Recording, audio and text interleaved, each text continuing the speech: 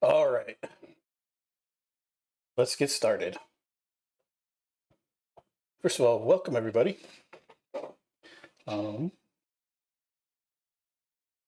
wife brought me some Raising Cane's for dinner. I got a little bit of hiccups drinking some soda, but we'll get over it. We're back in the Dinos API. And we're looking at this implementation plan that was created for us by Claude and Antigravity yesterday. So the first thing it says we should do is safe minor patches. I'm curious. Here's the thing. I don't know what it means by phase one. I mean, I have good guesses. Let's go ahead and figure out what it means, right? I'm ready for phase one. Can you see that? Goodbye, Grammarly. Can you give me step-by-step instructions that I can follow to complete step one? So let's see what it comes back with. Let me create a detailed checklist for phase one and guide you through it step by step. Great. That's exactly what we want. And this is where I think the agentic flows are really going to shine. So I can imagine something like GitHub, right?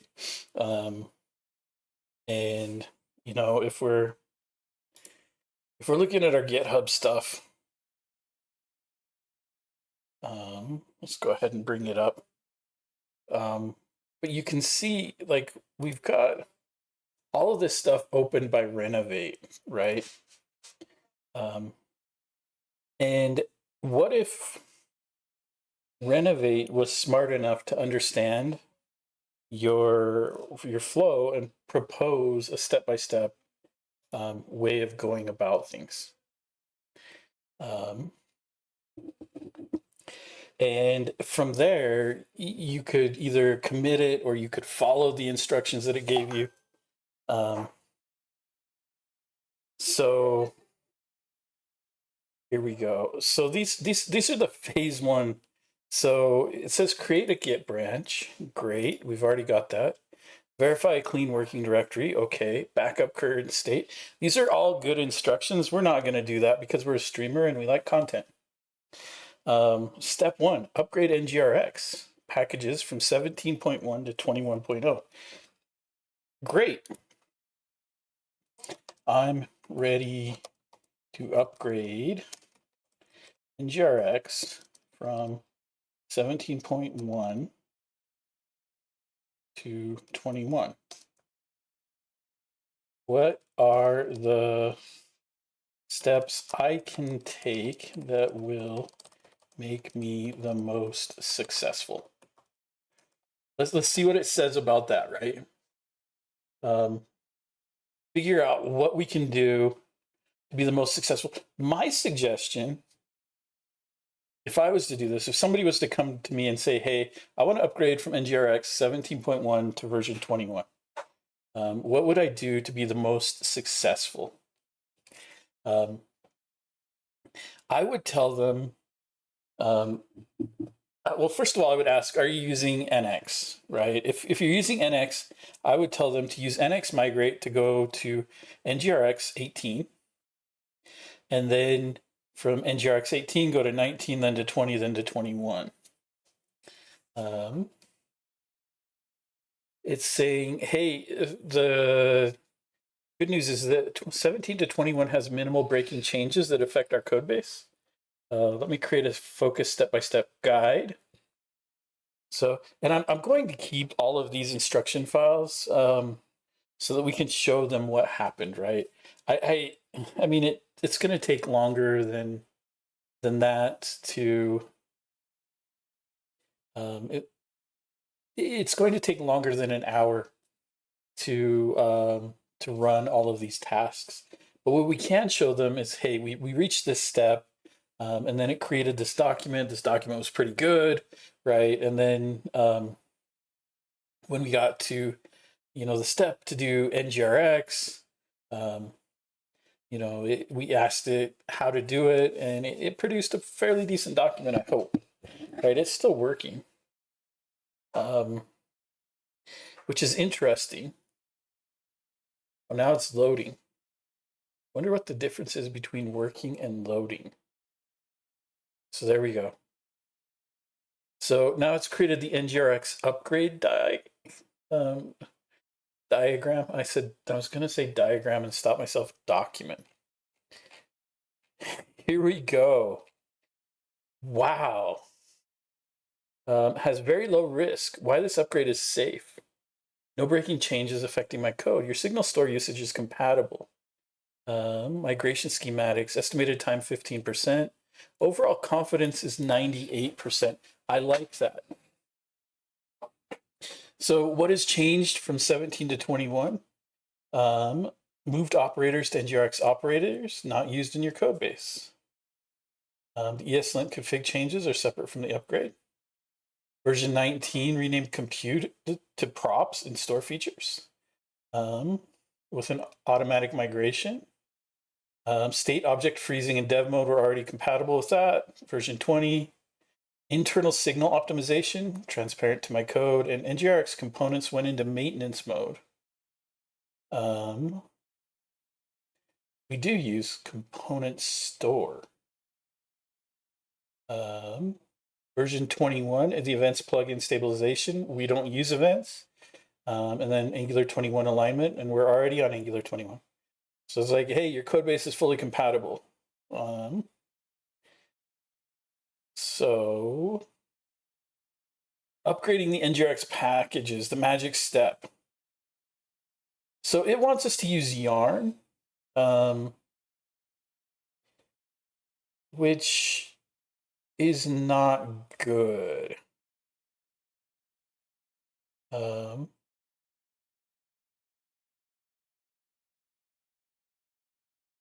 Yeah, I'm not happy with this actually.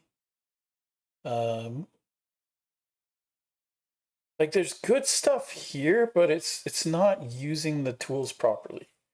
I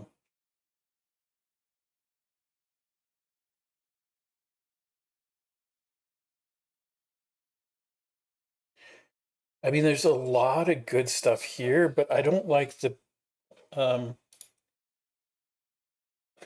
I have NX in this project.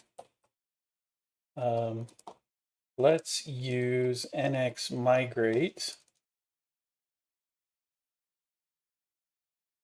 instead of adding the yarn packages directly.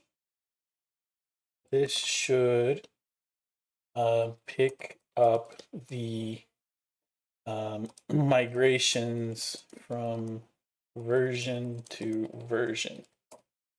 So let's see what it does here. Excellent point. You're absolutely right. NX Migrate is the best approach for NX workspaces. It will handle NGRX package upgrades and run any automated code.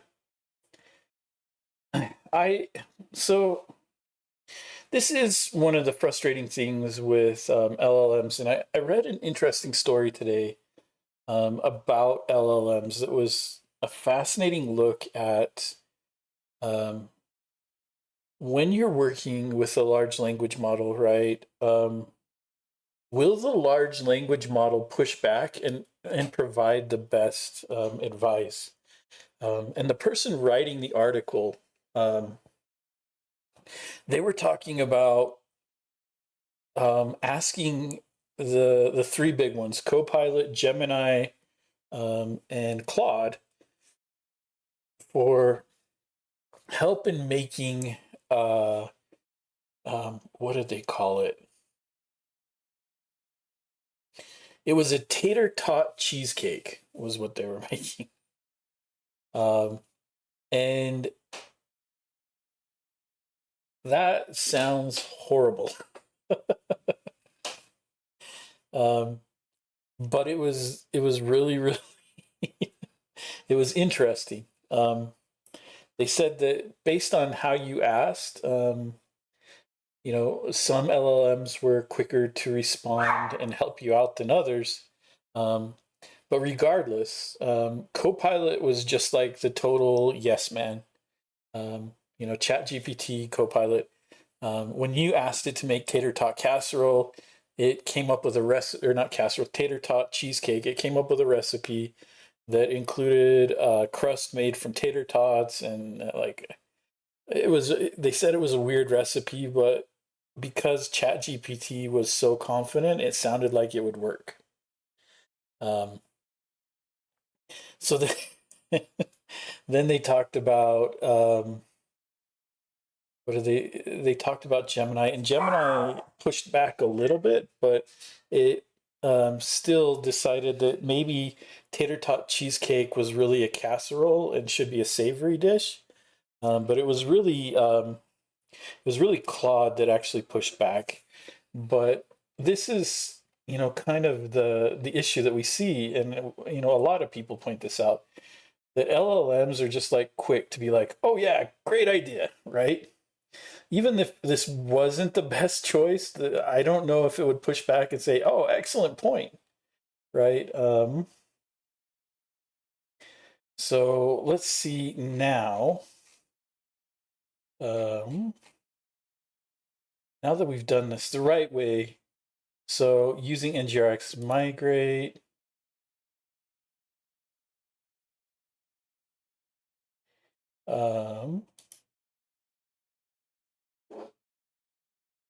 so it does want us to use NGRX migrate, and handle versions directly. So it wants us to check out, but it wants us to go straight to version 21. So let's put it to the test, right? The nx migrate command.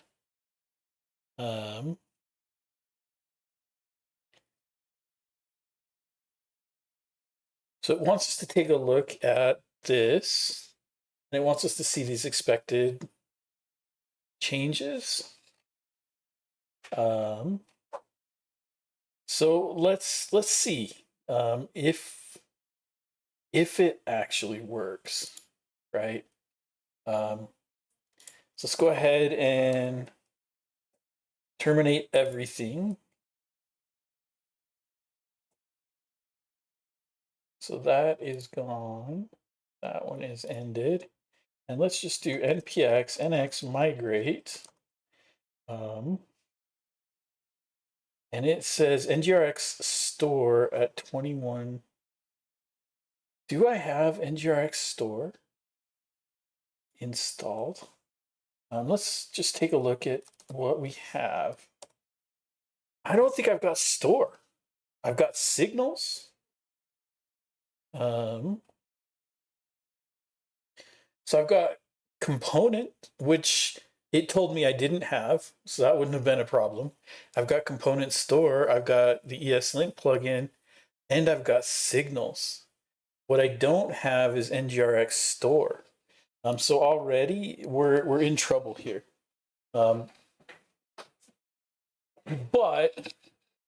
let's give it some guidance here, right? I don't have NGRX store in this project. I think the migration would cause problems. So let's see what it says at this point. It's telling me, good catch by the user. Let me check what NGRX packages you actually have. You're absolutely correct. You have component store signals and ESLint plugin, but not NGRX store, the global state management package. And again, this is where an understanding of the tooling that you're using is important here, right? Because if I look at this, it gave me a 99% confidence. But it's not correct. Use NX migrate with NGRX signals. The official NX workflow will update that.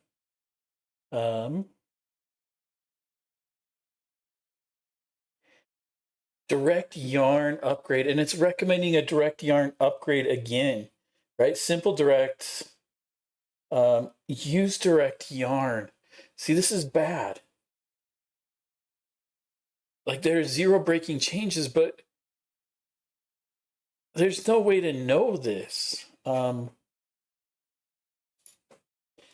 Your advice to use yarn instead of NX migrate is bad advice.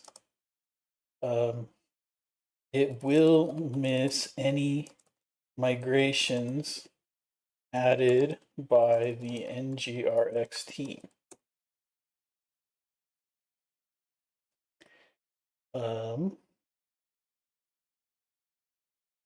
And so, again, right, you're absolutely right. I apologize for the bad advice. You should always use NX migrate to ensure that you get official migrations from the NGRX team. Like, again, total confidence here. Even if I think there are no breaking changes, the migrations might handle edge cases or future-proof your code. Since you don't have NGRX store, let's write the right way. Use NGRX migrate. I don't have NGRX store. Try migrating via NGRX signals. So we'll do this. We aren't going to do at 21.0.1. We're going to do latest, and it's giving us 2 potential migration paths. We'll try both of those. So let's go ahead and let's do npx nx migrate at ngrx/signal signals, and we want at latest. And let's just see what this gives us. I'm very curious if it's possible to go from 17 to 21, where there are very few breaking changes. I think it might be possible. However, I'm not convinced. So,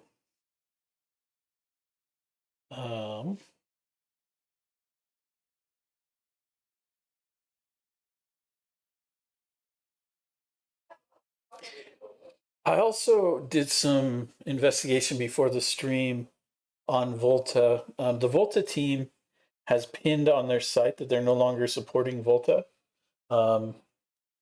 Their suggestion is to move to Mies, which I don't know anything about Mies, so we might have to have a stream where we just look at moving this repository from Yarn to PNPM, and then from Volta to Mies, and see how that works. Very curious about that in general, and what would be entailed in making that work.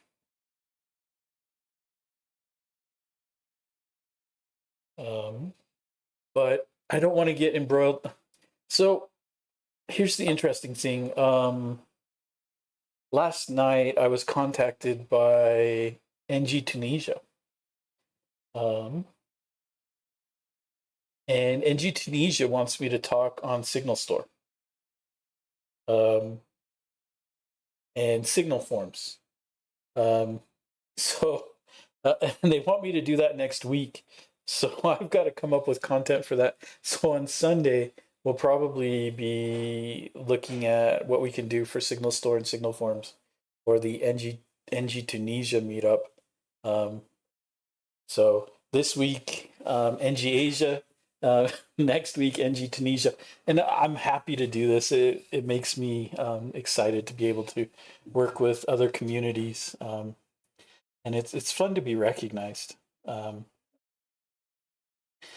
so um, I'm looking forward to that. But let's take a look at what we got. So let's take a look at our migrations.json. So uh, so version 18 of NGRX signals. Some more version 18 stuff, right? And it's already picking up like version 19 stuff.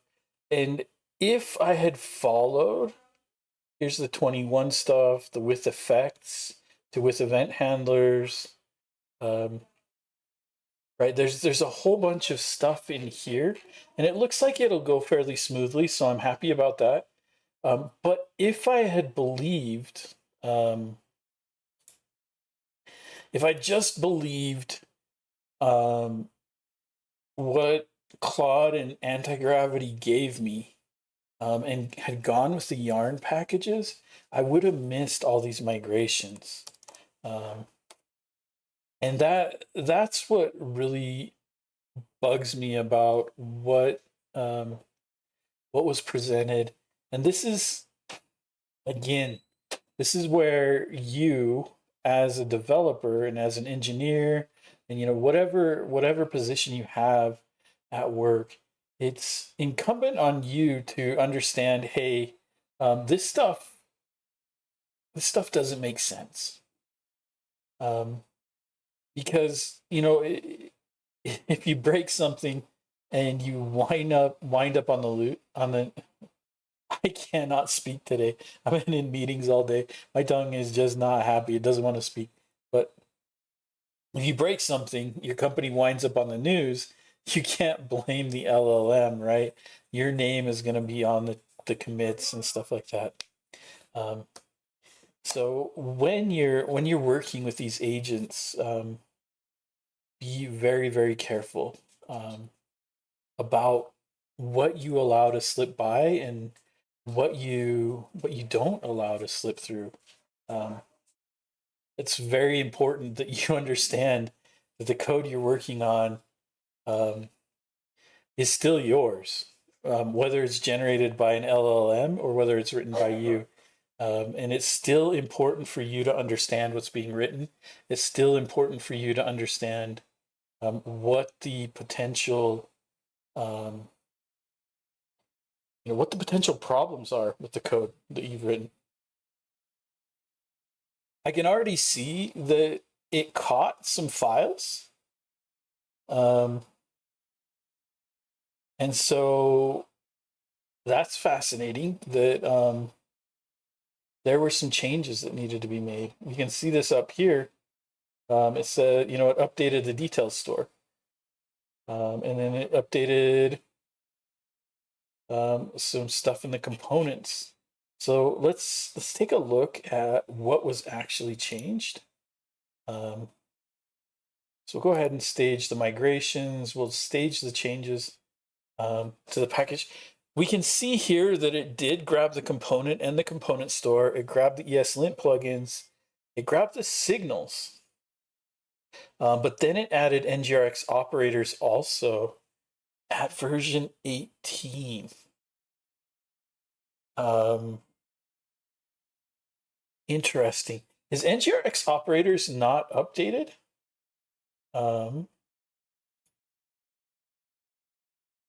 We'll take a look at what it did to the store, but let's take a look at this group.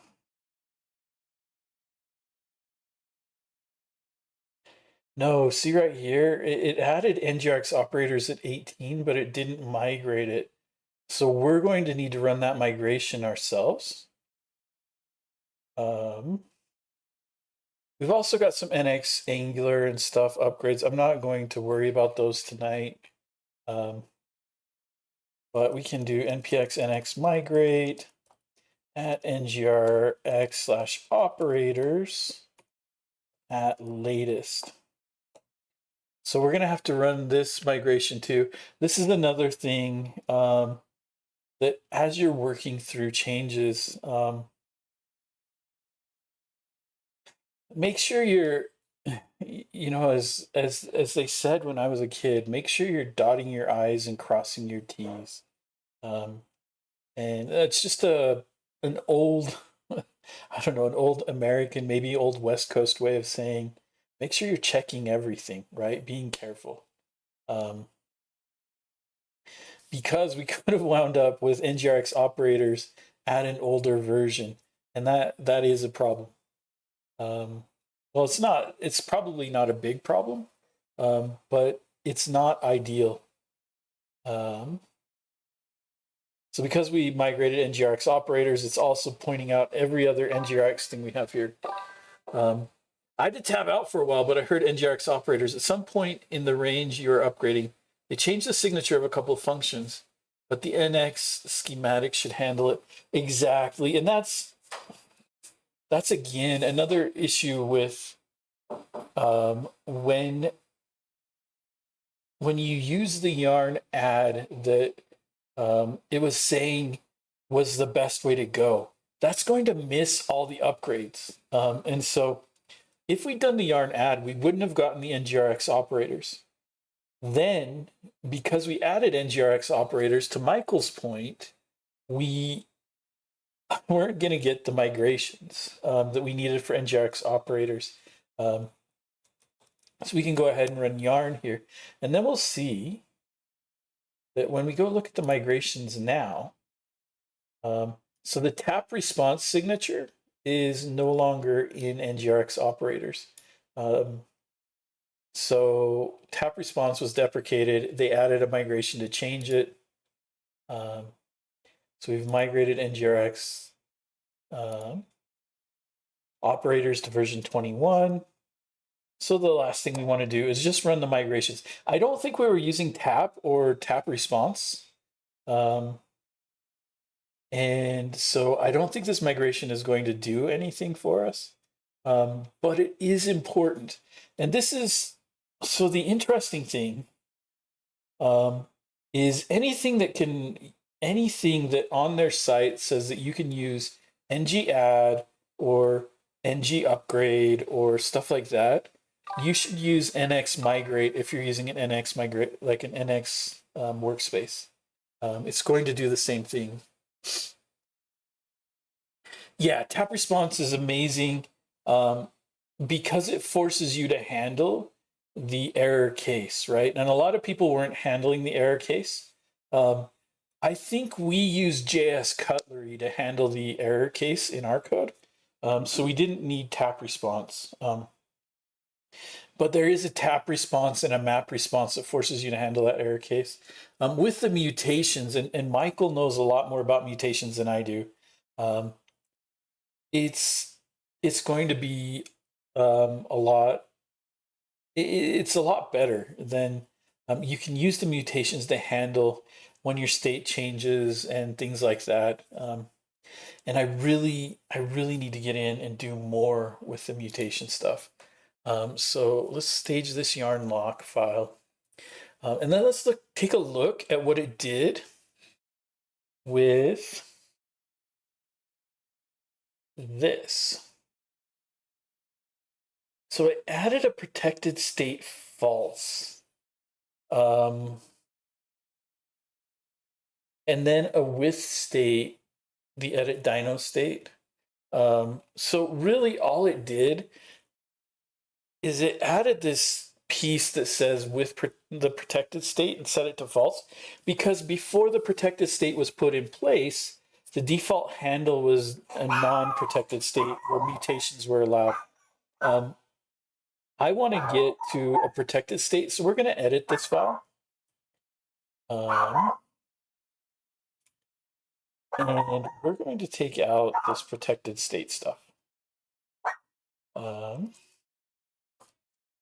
because we want our state to be protected. Um,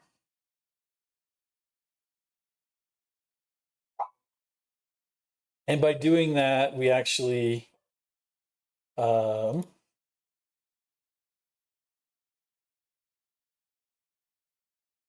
doing that, we actually got rid of that file. So the only changes that were made were to handle the case where our store was mutating stuff. We don't need that. Let's see. Let's see if I can. Yay! I can get the AI to write commit messages for me. I should probably at some point pay for um, I don't know. I don't really know if I care enough to pay for AI in Git Kraken desktop.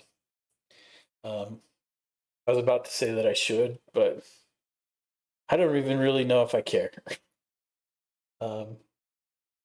So let's go ahead and start the API. And then once the API is going, we'll go ahead and start up the site and just verify that everything works. So great, that all started properly. So we're just making sure here that, oh, why am I running migrations? No.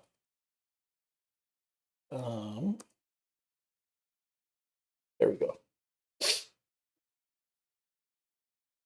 I need to pay attention to what I'm doing, not set my brain on autopilot while I talk about stuff. So here we go. Let's take a look and just make sure that we aren't growing our site significantly.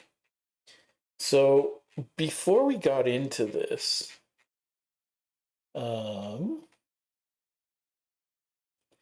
so it was 8.892 and 95K.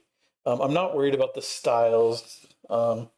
So what we don't want is we don't want this 10K, 11K of JavaScript ballooning disproportionately based on what we're doing, right? Let's take a look again. About 11K. So that's good. We can go here. We can bring up the console. Let's go ahead and refresh. So that all looks good. This time around, we'll pick on the Triceratops. We'll give the Triceratops feathers because why not? And we're going to test this out. So there we go. Our Triceratops has feathers. Great. We'll go ahead and add a dino. Actually, first let's save it and make sure we get the ugly red stuff we do. Let's test this, test this, test this, test this. 1 and 2. And let's give our test dino feathers. We'll save that. So there's our test dino with feathers. We'll confirm we want to delete it. Everything looks to be good. So we're okay there. Sorry, I just got a message from work. Oh, okay. Just some auto notifications. So this all seems to be working. So we've verified that our signal store and component store upgrades worked. So let's go ahead and terminate this. And let's terminate this. So great, we've now migrated NGRX store. Let's take a look at what Antigravity says we should be doing in phase 1. So we migrated NGRX, right? We ignored the yarn stuff. Upgrade the testing libraries. So it wants us to migrate just from version 30 to 30.2 with a 99% confidence. And then these types, that's all good. And then the runtime dependencies. So this is all good. Then it wants us to clear the cache. We'll do that.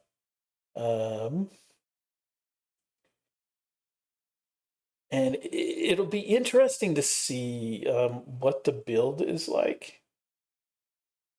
So there's some good stuff here. It's even got some troubleshooting in case things aren't found. I'm going to suggest that instead of following that, we're going to use the typical NCU. So we're going to take a look at format group here. And basically everything it's saying we should be upgrading are all of these minor packages here and here.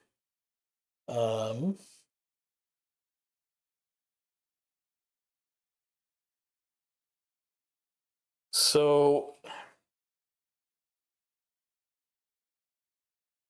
including RxJS, anything that starts with Angular, we're not going to upgrade with NCU. NCU just uses Yarn by default. ESLint config prettier. If we were to do this one, that one's fine. Our GraphQL stuff, these jest migrations, mutative, ngmocks, postcss, prettier, and tslib, great. We're going to do all of that. So we're going to do NCU, format group. We're going to use the update and the interactive. And unfortunately, it's off the top of the screen, which is a bit problematic. So let's, we're going to have to do npx nx migrate latest. So we're going to get nx to the latest. That should take a lot of the stuff out of the top that was causing problems. Like we can see most of this is nx that's causing it to scroll down for the minor stuff. We just want to be able to pick the stuff that we want to use using NCU. NCU is probably one of my most favorite tools because now I don't have to worry about remembering how to do multiple packages in npm, yarn, or pnpm. I don't have to worry about that. I just mark some boxes and it does it for me. Unfortunately, there's some issues with screen scrolling and stuff, and part of it is probably that I run in Windows.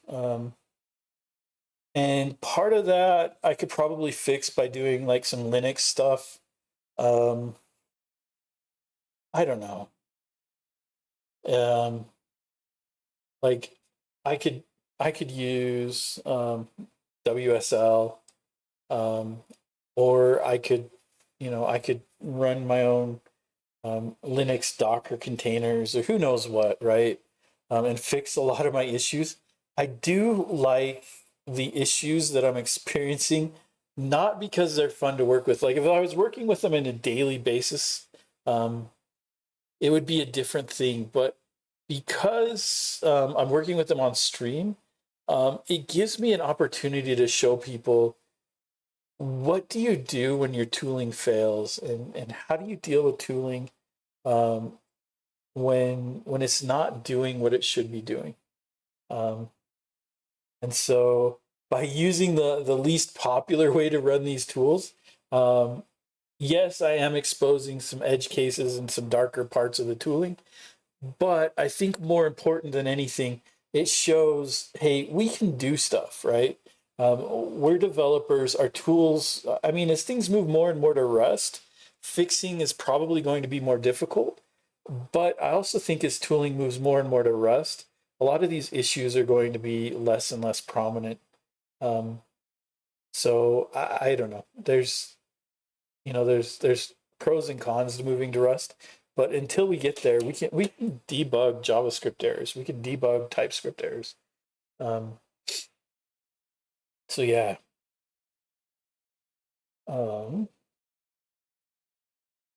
think what I'll do is I'll finish up phase 1 tonight. I don't have a lot of time tonight. And then either tomorrow or Wednesday we'll look at phase 2. The good thing is that after every one of these phases, it still works. Um, so I think the next big upgrade is to do Tailwind and Daisy. I don't care so much about like Nest and stuff like that. I don't really want to get into debugging the backend stuff, um, especially where we aren't doing full stack stuff for the meetup. It's an Angular focused meetup, so I would like to keep things focused on the front end. Um, but yeah, I think we may go maybe another 45 minutes or so on this stream. Um,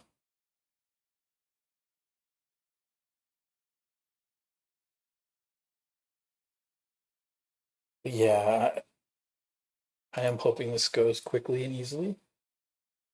Um,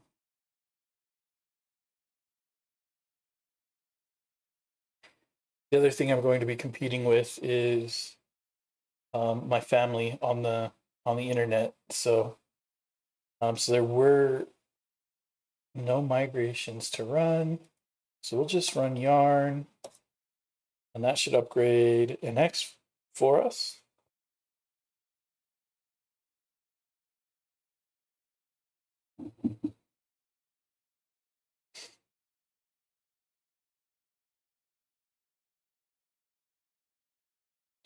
Like this is the weird thing is we watch these bars. So that bar went up for 2,000 items. Then it said, hey, we got 36 items, and then suddenly it jumped to 5441, right? And I'm not sure. And now we're running again for 5,291. And it's weird the way this all works. So all right, we'll go ahead and commit this at this point. So stage this, generate a commit message for us. There we go. Go ahead and push that.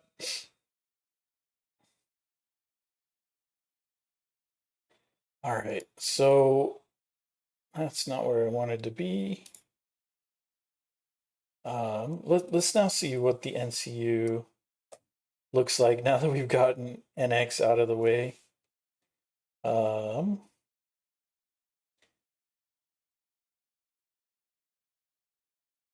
So these are fine. I don't want to do the Angular ESLint. The problem is I can't see where I am. So what we can do is we can go NCU format group. I think we can do target minor.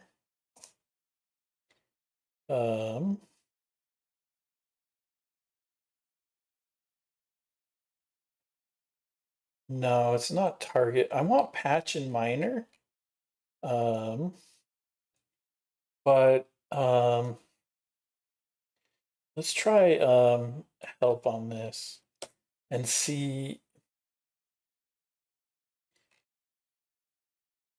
So there's caching, coloring, concurrency, deprecated, filter, include only package names giving string glob or comma space delisted. Maybe. Filter version, a package version. I think filter version. No, it's not.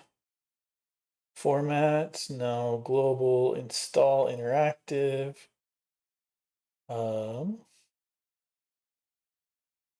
Here, prefix, registry, retry, version.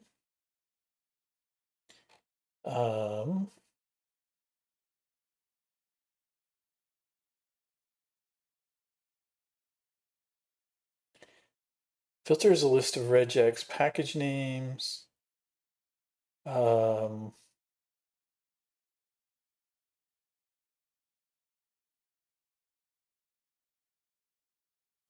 So this is only include package names. Let's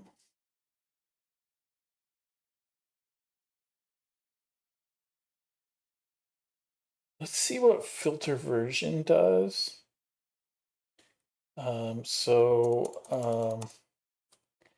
Filter version help.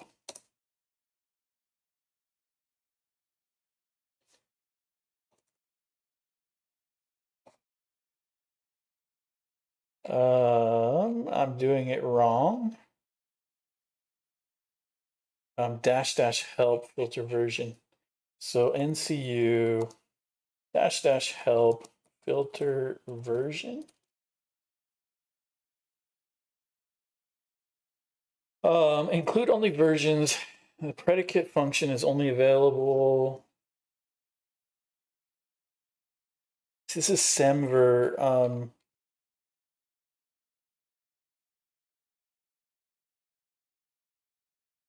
You try root. You know what? Instead of struggling here, what we can do is we can do NCU filter patch level. So npm check updates. And let's go to the GitHub page.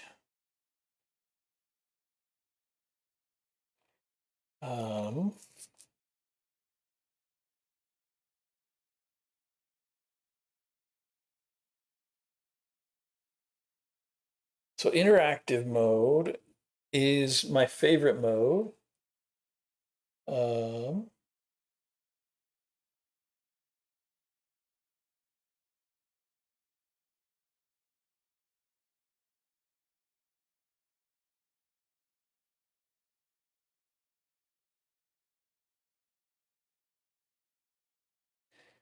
How dependencies are determined, options, color concurrency, config file name, cooldown. Oh, right here, depth.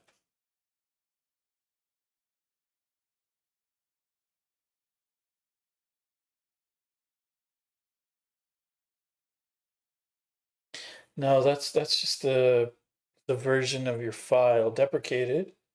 Doctor test engines error level. Format value, global.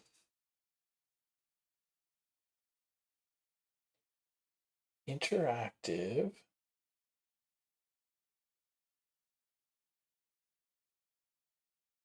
Package data. Package file. Check peer dependencies. Prefix. Registry type.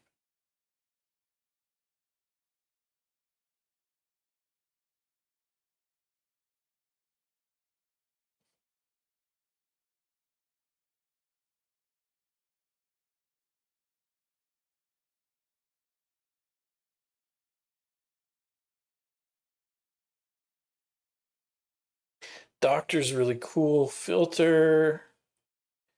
Wildcard.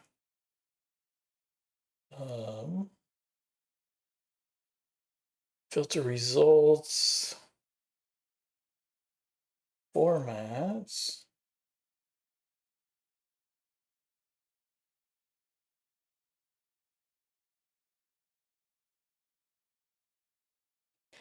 See, can I filter the group?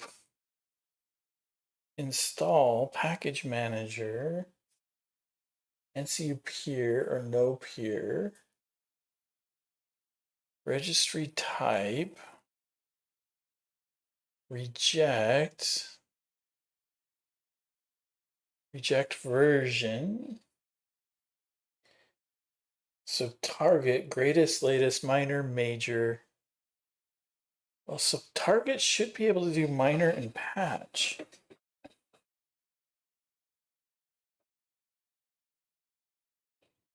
Um,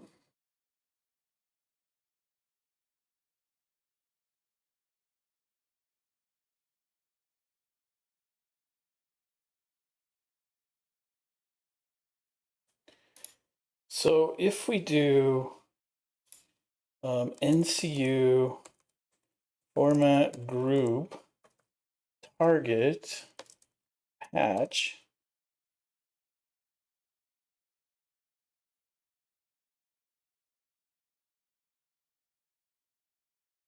see, we're getting a whole bunch of stuff because it's just grabbing the patch versions, which is not what we want. So we'll just do -UI, and we're gonna have to struggle through this. So we're good with these. So we want to go down 1, 2, 3, 4, 5, and hit space. Space. So that's turned off Angular. Then we go down 1 and 2. So we've turned off those two. We're good with SWC, Axios. I don't care about Cypress. ESLint, that's fine, that's fine, that's fine, that's fine. Mutative is fine. ngMox might have some stuff with it. Hey, the Snagglefluster, welcome to the stream. Thanks for showing up tonight. So let's go down like 10. 2, 3, 4, 5, 6, 7, 8, 9, 10. Yeah, go ahead and ask. Whatever. Ask your question.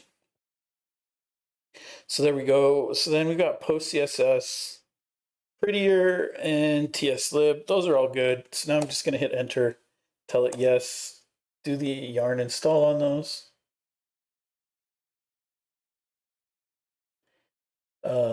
XORing transfers no info. Can you give me a little bit more? Got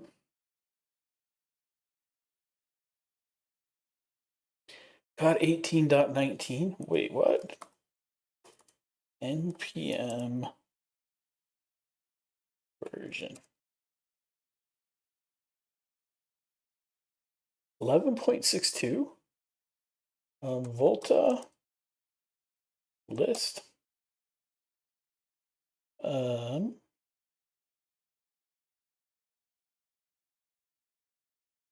wait, why are we using NPM?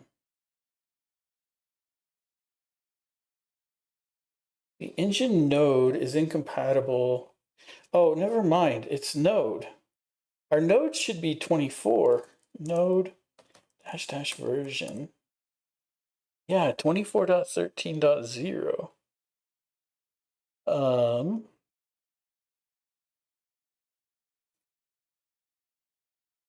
So our package JSON, it upgraded all this stuff, so that's good.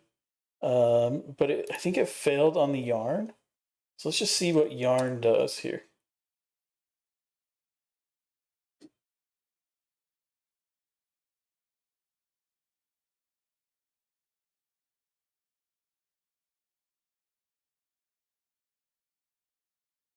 So it's telling us the Angular animations.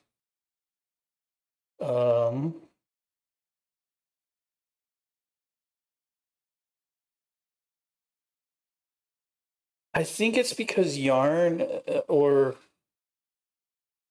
NPX is running on the wrong version of Node. It's better in series. Oh, you've got to. So I'm getting bits and pieces of what you mean, but XORing transfers no info. And that it's better in series. Are you using this for? I'm trying to make an API for my custom language, and it's so confusing. Yeah, it's because you're having to go so much lower level than the human mind is used to, right? And you're having to build an abstraction on top of that. But when you say XORing transfers no info, I'm curious about that. Because if we look at like the common truth table for an XOR, right? An XOR, right? If we build up our truth table for an XOR, we've got A and B, and we've got a 1 and a 0, and a 1 and a 0, right? And for an XOR, a 1 and a 1 and an XOR is a 0. This is a 1. 0 and 0 is 0, and this is a 1, right? This is our truth table. So with an XOR, if you get a true, there's no way to know which of the two are true and which of the two are false. Yeah, one-time pad, exactly, right? Because you can reverse this, right? If you XOR this the other way, it will inverse this table. But you have to know the key that you're XORing against. And yeah, that's what I was curious about. Exactly, an odd-only gate past two inputs, exactly. You know, when you're talking about truth tables and logic gates, when you're so in one of my past lives, I did electrical engineering, and so for those of you out there that don't know what Snagglefluster's saying, with an XOR gate, and man, you're getting back into stuff that's like old school, right? This is what an OR gate looks like, and it's got inputs A and B, and the outputs, right? We know a typical OR gate has, you know, if either or both of these are a 1, it outputs a 1. So it's not a true odd transfer. By that we mean that if we get a 1 here and a 1 here, it's still going to output a 1. And 1 plus 1 is even. So that's not a true odd gate. When we look at an XOR gate, an XOR gate looks like an OR gate, but then they attach a NOT gate to the front of it. But it's not really the inverse of an OR gate. When you build your own XOR gates, there's a combination of NOT gates and multiple inputs and things like that. But an XOR gate is a true odd gate, right? Because if you get a 0 and a 0 here, 0 and 0 is even, so it outputs an even 0, right? If we go 1 and 1 here, 1 and 1 is even, it's going to output a 0, right? The only way that we get a 1 on an XOR gate is if we get a 1 on one of the inputs, which is an odd input. And so, and everything is NAND, right? Exactly. When we build up electrical circuits and things like that, NAND gates wind up being everywhere, right? And NAND gates build up XOR gates really nicely. There's a lot of different ways to do XOR gates, and NAND gates and XOR gates build up a lot of really complex logic that we use in a lot of modern stuff. And it's been a long time since I've done this stuff, but fascinating thing to look at. And what Snagglefluster is saying is if we chain multiple XOR gates together, it's better to go in series because it's going to output, right? What we mean by chaining is if I take this XOR gate and I put another XOR gate here, this is in series because then the output of, it's easier to draw it out, right? So if I take an XOR gate, and I take its output and I run that output into another XOR gate, and these are getting progressively worse drawn, right? Now I've got 3 inputs. If I draw this out, that's going to lead to an output. And here's the interesting thing, right? Like if I do a 1, 0, 1 here, well, this is going to come out as a 1, and we get a 1 and a 1, that's even, that's a 0. So again, we've got an even number here outputting a 0 because we've chained these. Where this falls apart is if we don't run these in series like this, but we run them in parallel, then this can fall apart. But you know, if we were to convert this to a 0, well, now we've only got one input here. So this becomes, you know, this becomes a 1 instead, right? And the only other way to get a 1 out of here is to put a 1 on any of these inputs, or we have to put a 1 on all of the inputs, right? A 1 on all of the inputs puts a 0 and a 1 here, and it outputs a 1. And so this is what he's meaning by XOR is odd, right? Because 3 comes out as a 1, but anything else that adds up to an even, anything that's not odd will output a 0, an even, right? And so you can check some interesting stuff with your gate stuff this way. And because I understand everything all the way down in every language, people say I'm overqualified. Oh, that's rough, right? Like, it's a frustrating place to be where everybody tells you, oh, you're too good for this. Well, okay, what does that mean, right? Anyway, man, I love the questions that you come with. It's forcing me to think back to engineering days and to low level stuff.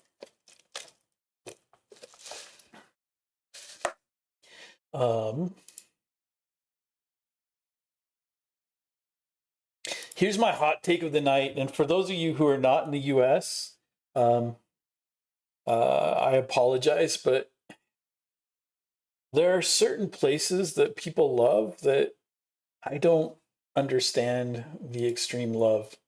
One of those places is tonight, my family went to Raising Cane's. It's okay chicken, but when you ask people about Raising Cane's, they tell you that the sauce is what makes the place so great, which is too expensive. Well, here's the thing that frustrates me about overqualified. Overqualified is kind of a term of fear. And sometimes it's founded in fact, and sometimes it's not. If I come to you and I interview and we discuss salary, and I'm okay with the salary that you're paying, and at some point in the interviewing process, you decide that I'm too qualified, and that for whatever reason you've decided I'm only going to use this job until I can find something better, that's you making assumptions about me, right? And that's my problem with the overqualified label. Sometimes people who are overqualified might take a lower level position because they don't want to deal with the responsibility of the higher level position for whatever reason, but they still want to work, right? And that's where the overqualified really starts to hurt people. If you're okay working for the whatever, and they're okay paying you whatever, and you're that means you qualify to do the job. But you get a lot of people who are like, oh, they're only using us until the next, right? That's my problem when we get into the overqualified label. So that's my soapbox for the night. One, some fast food places are overrated. Two, overqualified doesn't make a whole lot of sense. So let's fix up Angular ESLint, and let's fix up ngMox. And from there, I think we're good. Like the Angular ESLint and ng mocks aren't going to affect anything. So let's just make sure that everything works after what we just did, right? Too expensive. That I don't know. It's I don't know. I'll just be quiet, right? Because I don't want to get in trouble with the stuff I say. But and it's not it's if I go too deep down the rabbit hole, I'm going to make myself angry. And address already in use. What?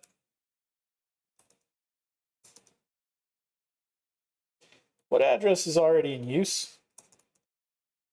npx nx reset. Why is it saying that? Well, I know my localhost 3000 is already in use. Did something I do change the port that things are being served on? Because this should serve on 3000. The API should serve on 3000.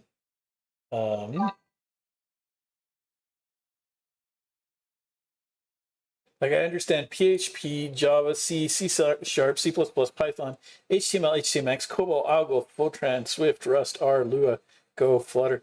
That's impressive. That's a good list of languages. Oh, we've got some problems here. What is going on here?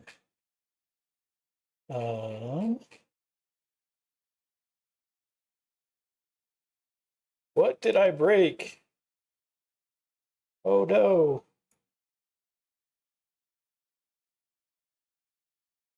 We're gonna npx nx serve Dino's API on this one.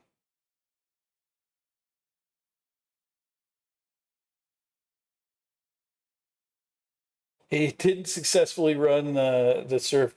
So here we can see that we're listening, and it's telling us that it's listening on port 3000.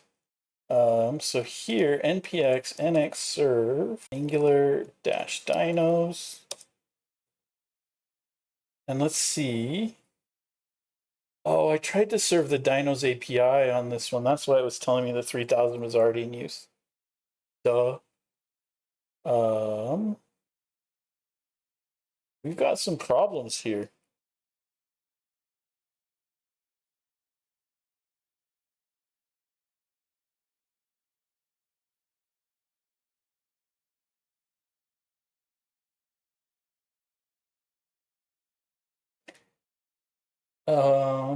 So giving us some issues with Babel?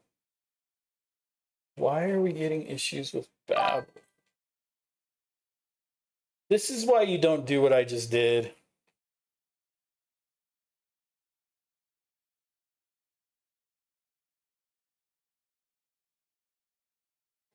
So Angular Vite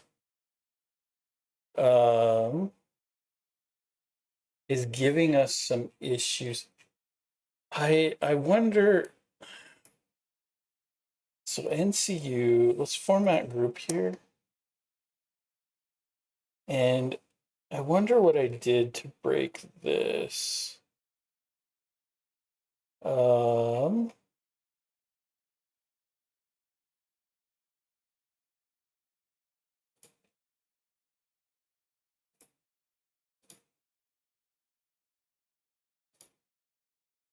So if we look at this, we upgraded Apollo Angular.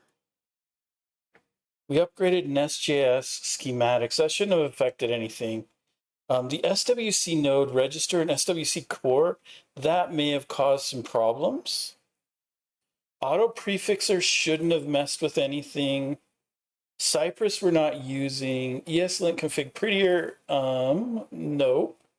We're not using Jest. We're not using the ESLint parser. Post CSS prettier. Or Jest util. Axios, maybe. GraphQL, maybe. Mutative, probably not. TSLib, maybe.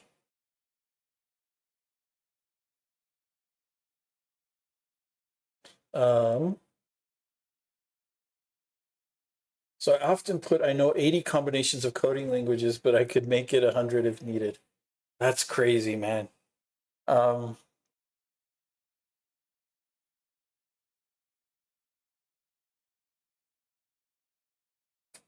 That is very crazy. I think it's probably the SWC. So let's go ahead and put this back. So let's take a look. Where's my SWC? Right here. So there's our SWC. We'll put that back. And then let's take a look at the diff view. 1.9.2. And then let's go back to the file. Here, and so SWC's possibility, just probably not. The ESLint probably not. Post CSS maybe, but probably not. Prettier, probably not. Just util, probably not. Axios is a possibility here. So is GraphQL. And TSLib. Let's try TSLib. So let's go edit this in the working directory and put TSLib back.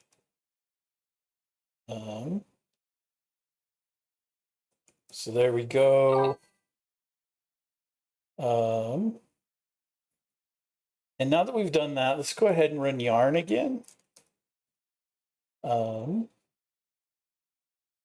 And see what the problem could be. So you're 19. That's impressive that at 19 you know that much. Keep it up. It's good to go like understand things deeply. You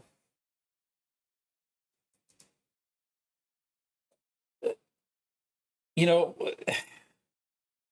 I think when we talk about the era of AI,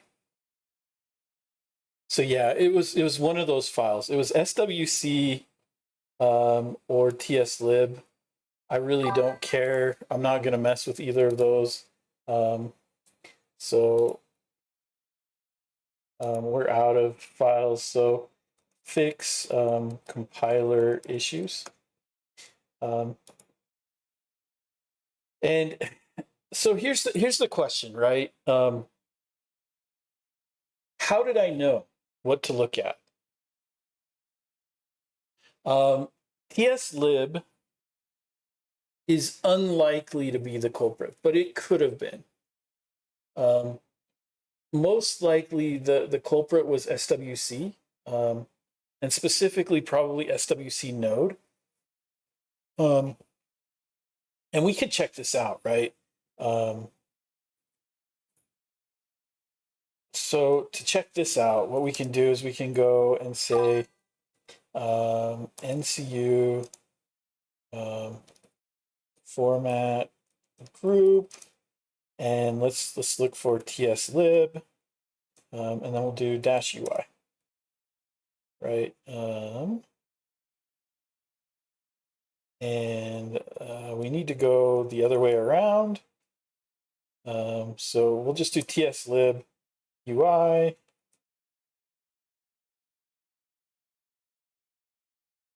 Oh, there it is. Never mind. Was it working the other way around? Yeah, it is. So let's upgrade TSLib, and we'll just test things out again.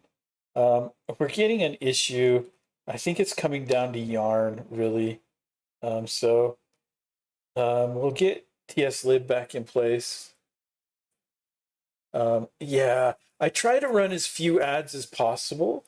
And I do apologize if ads get in the way. Um, but you know, the platform needs to pay for itself.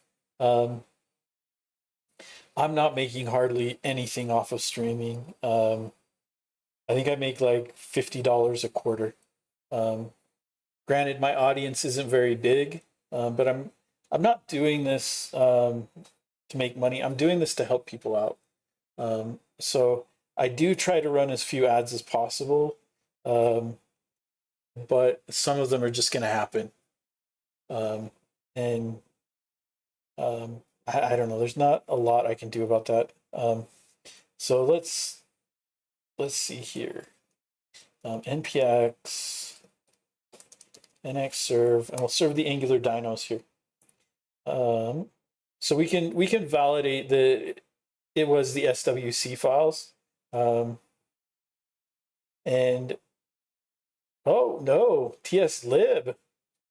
It is tslib. Okay. Okay.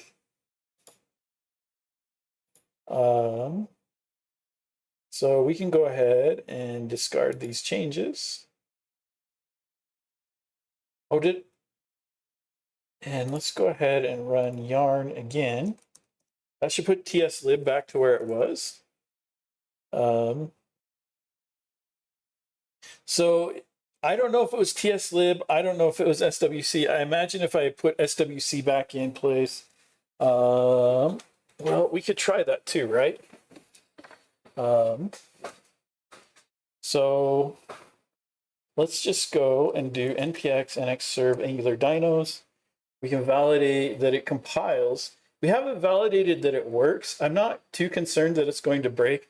Most of what we changed was not going to affect our Angular. So that's with tslib back. Let's go ahead and we can do an NCU format group. Let's do at swc slash and dash UI. It doesn't like that.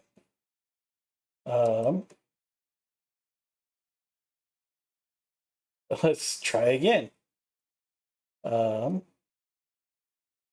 Let's do NCU format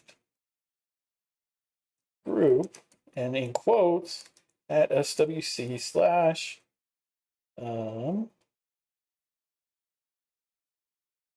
oh, it's trying to complete stuff. That's why.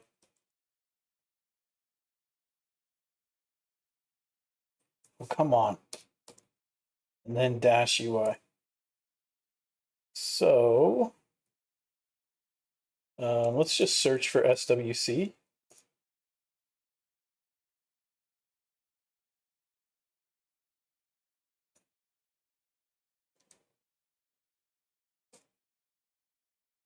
Did I not set SWC back? There it is. Let's just do at SWC. The slash was causing the problem. So we can go quotes here at SWC, quotes here. Oh, come on. Stop that.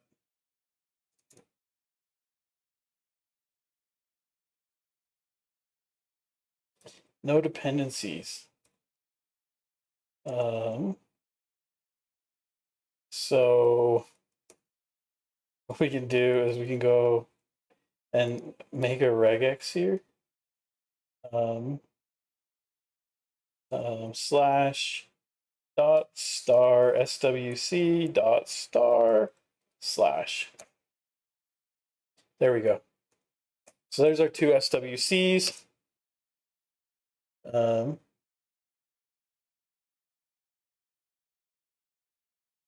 SWC isn't the problem. Okay. I'm getting so I need, it looks like I'm definitely going to need to change Volta here. because the global node version that NCU is using is not the right version, and because we're on Yarn, it's just giving us problems. So like if I do yarn node dash dash version, what do I get? Oh no, we're fine. That's interesting. It must be an interaction with NCU and Yarn and Volta. But anyway, now if we do npx nx serve our Angular dynos,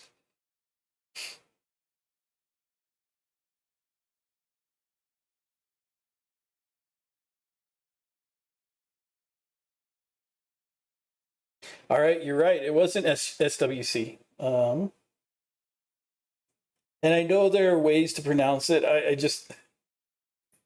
I'm not a. What was this for? Oh, this was for NCU.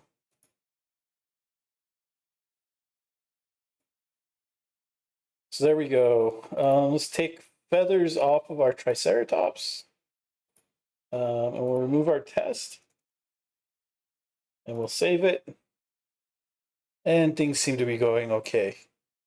Our ad goes through a different thing. So again, testing for our error.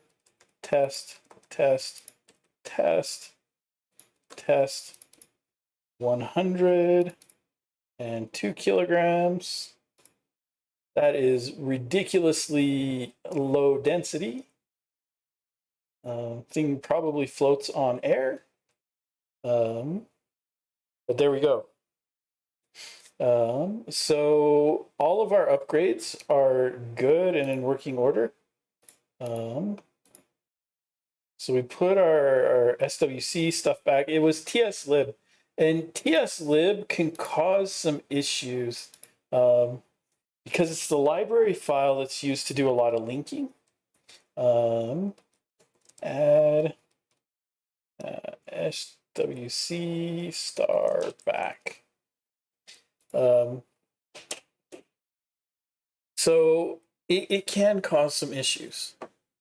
Let's take a look at what is left to do at this point that we want to do.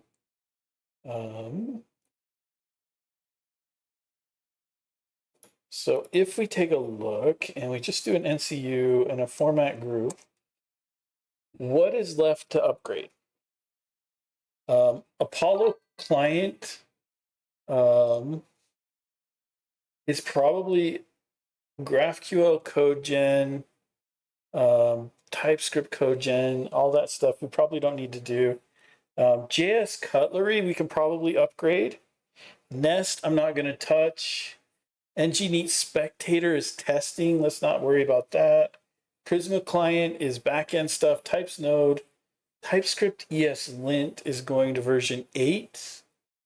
Apollo Angular is probably a good thing to upgrade because we're on version 21 of Angular. We probably want Apollo Angular to upgrade. Daisy ESLint, we definitely want to upgrade ESLint. We can upgrade the prettier plugin stuff, that'll be fine. StyleLint, we can upgrade that if we want to. I don't know how much I care. Tailwind, we should. Zod, we should. And we can probably upgrade this stuff too.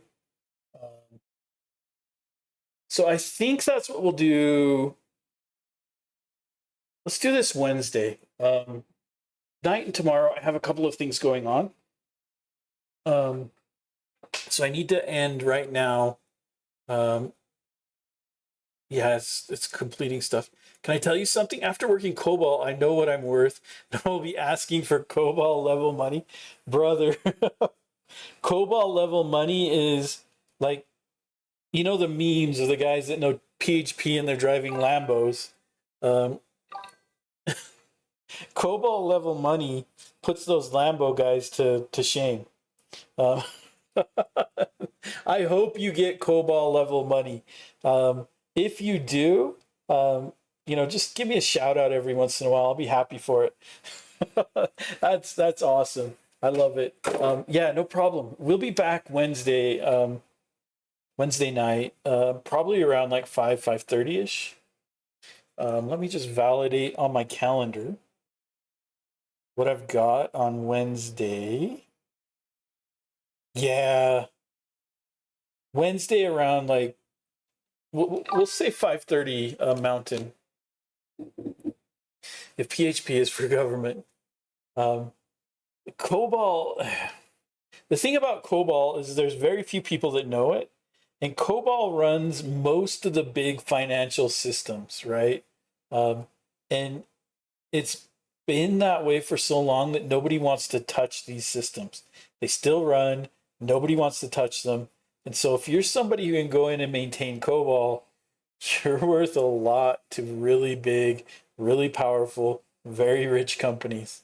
Um, yeah, PHP is government, COBOL is richer government. Exactly. Um, so I really hope you get COBOL level money. That would be awesome. Yeah, you guys have a great rest of your evening. Thank you all for joining. I think we're in a good place.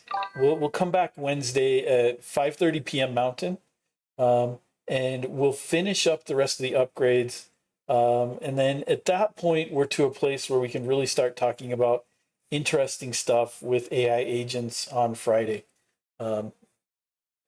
Yeah, COBOL can be swapped for Algo and Fortran, but not much else. And yeah, I mean those are all the first high level languages. Algo is a fascinating language too. And I learned Fortran a while ago, but I still can't do much of it. But yeah, you guys have a great evening. Again, I'm signing off again. I keep getting distracted, right? Squirrel, squirrel. But thank you guys for being here. Thank you for the questions. Thank you for the comments and the conversation. I really enjoy it. I look forward to seeing you guys Wednesday night at 5:30 Mountain if you can make it, and if not, join us Friday morning at 9 a.m. Pacific, when I will be presenting for NG Asia. Very much looking forward to that. And if you can't make the NG Asia, I will let you guys know as soon as I have a time for NG Tunisia. That'll be the following week. NG Tunisia wants me to present on signals, signal forms, and signal store. So very much looking forward to that. Have you ever worked with the same file in different languages? I have.